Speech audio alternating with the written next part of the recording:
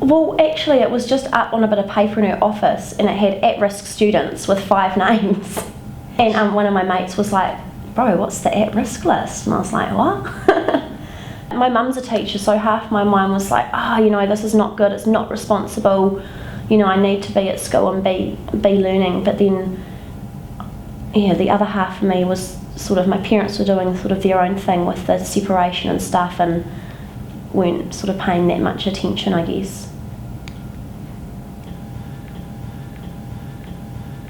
The floristry thing sort of started when I was about 5, I think. I used to spend a lot of time with my grandmother in her garden. It was probably my inspiration for doing it. She's amazing. She's 83 and she's awesome. She's living by herself and still in the garden and doing floral art. So adults ask you, what do you want to do when you grow up? And I always used to say I want to be a florist.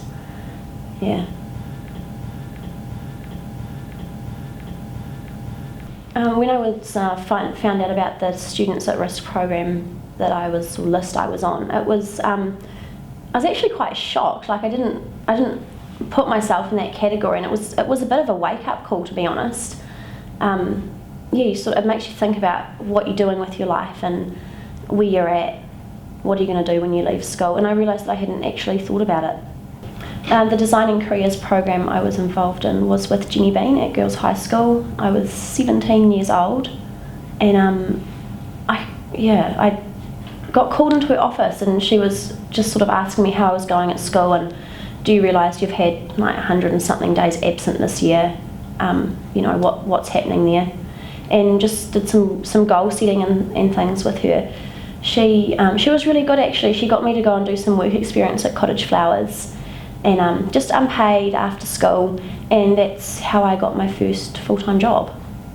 I worked out that I wasn't going to get enough credits with my end of year exam to get like 7th form or get UE. So I was having a bit of a mini meltdown about that, and then I got offered a full-time job there. So I left school in August and started working full-time. I wouldn't have left school if I didn't have a full-time job. And it's what I wanted to do. I've had my goal back of being a florist, and I was learning how to do it.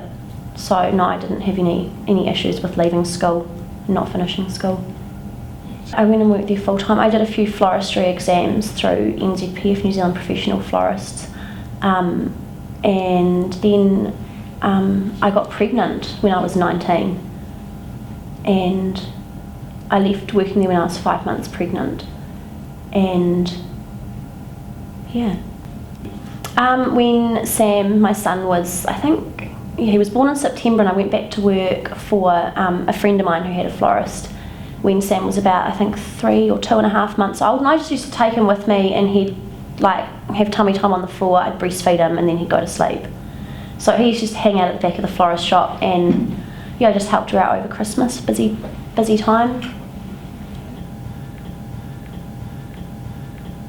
Oh, it was insane. I don't know how I did it. The broken sleep and then working all day and being nice to people that ring up and don't know what they want, and it was long, hard days. And then coming home and doing dinner, and like I have a newborn baby who's like goes through lots of clothes, so there's all the washing and stuff to do.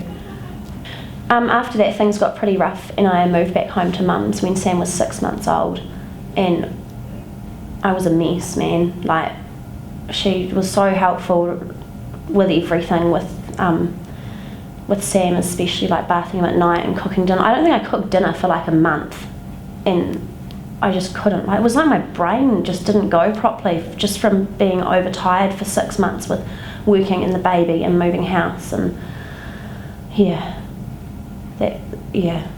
I actually can't remember that part very well because I was so just run down and tired.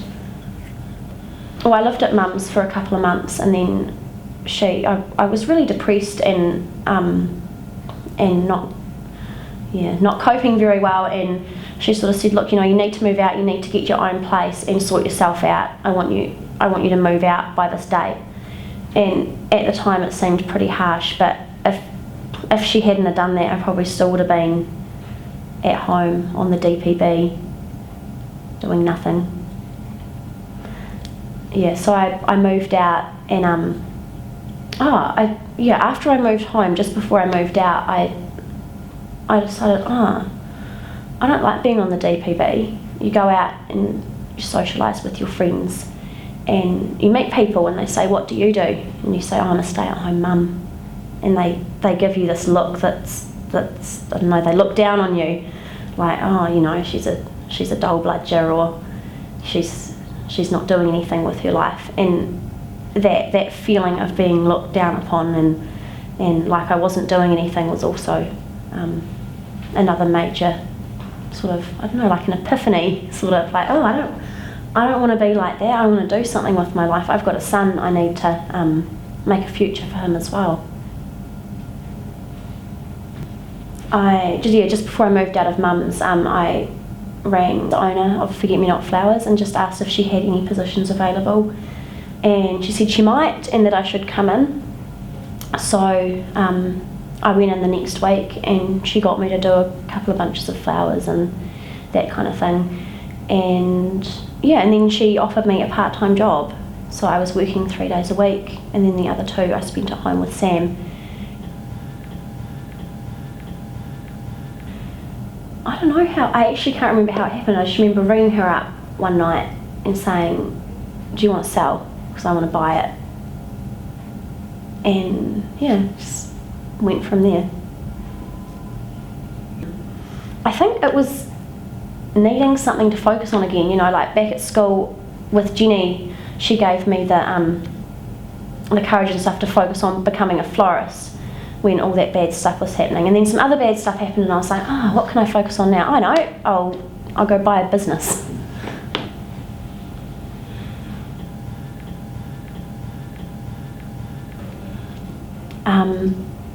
I wrote a business plan.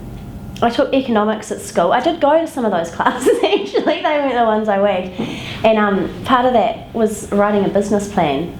So I actually hunted out my books and stuff from school, and used some of the work we did at school to sort of like, what is a business plan, you know? So I went and had a look and got some ideas from that. I had to go to the bank, I had to take a business plan, I had to find an accountant, a good one, not a dodgy one. He put the hard word down, man, like, you know, to make it work, I had to make heaps more sales, like increase the cash flow of the business and stuff. Like, it's a recession, you know, I bought a business at 22 in a recession. That's hard out.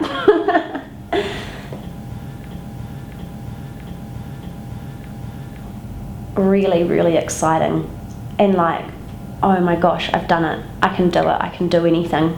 I'm 22, I've got a 2-year-old son, and I've just bought a business. Yeah.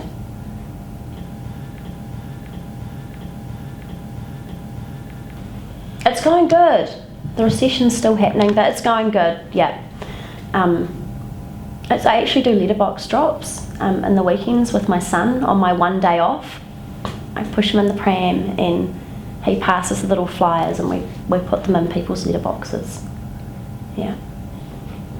In the future, I definitely want to keep being a florist. I want to open some more shops with an S, like more than one more. And yeah, florist for life, I think, definitely.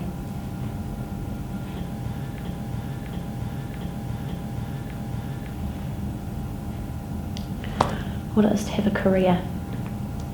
I'm not on the DPB. I've got a future for my son. It feels good to be working and like I've achieved something. And you can feel like that even if you like get a job somewhere, you feel like you've achieved something. When I got my first job, I felt like wow, you know, I've got a job, I can do this. It's that sense of feeling like you are able and you can do it.